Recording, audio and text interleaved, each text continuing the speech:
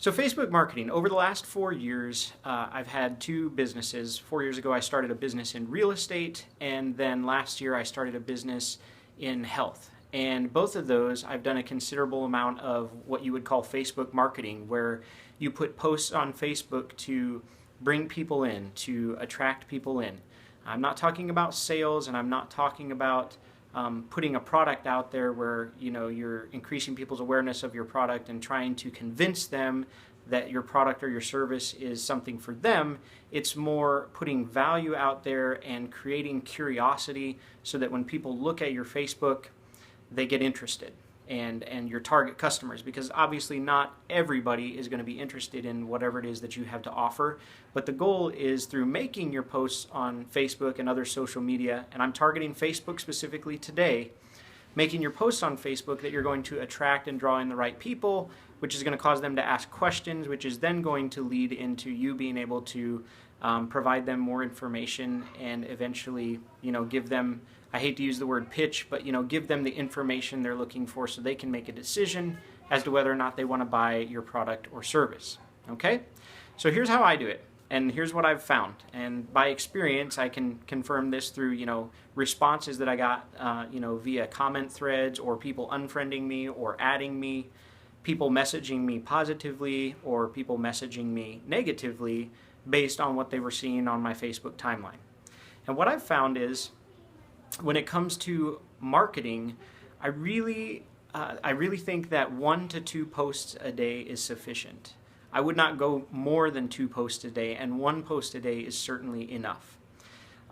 If you do less than 3 a week, it's probably going to be hard for people to remember. I mean, the memory is just not going to be out there as far as what it is that you're involved in, and you're not going to be presenting a consistent enough message to people. So, for instance, with my real estate business, I will put posts out there that are not salesy in nature, but that make people aware that I'm involved in real estate somehow, and it generates curiosity, and it brings people that are within the real estate investment realm, it brings them to me. So I'll be like, looking at houses today in Kansas City, and then I'll snap a picture of me next to a cool looking house, or not so cool looking house, depending on what I want the theme to be, and then people will comment, or people will private message me, or people will friend me, and they'll be involved in real estate.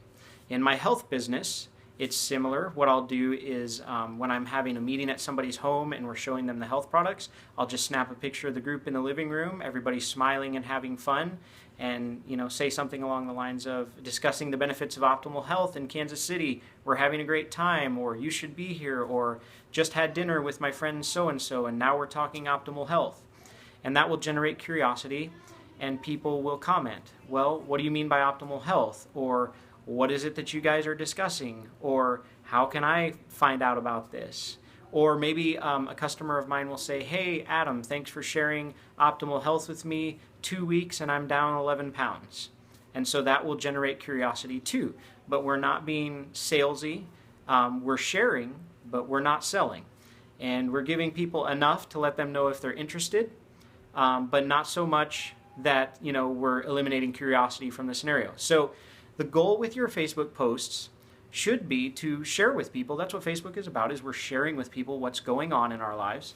So when it comes to marketing your business, you want to share, but you don't want to sell. So with Facebook, your goal is generate curiosity, get folks to comment, get folks to participate in the threads, okay? Not too much, not too little. As I discussed earlier, you go any more than 2 posts a day, and people, even if you're not being salesy, people are going to be like, man, Adam's always business all the time now.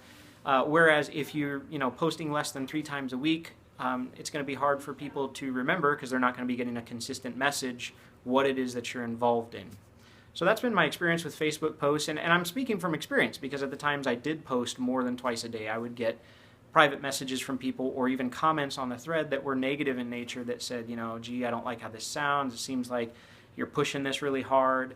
And by the same token, if I was posting less than 3 times a week, people could never remember what it was I was involved in, and I just wasn't generating curiosity and interest. So 1 to 2 times a day, keep it brief, keep it vague, make it a personal sharing thing, not, hey, check out this product or service, but hey, I'm having fun, here's what I'm doing, out looking at houses today, or out sharing about health today, and then keep it broad. And people who are interested, it will draw them in. They're going to make comments, they're going to send you private messages, or if you make your post public, you're going to be friended by people that have an interest in that.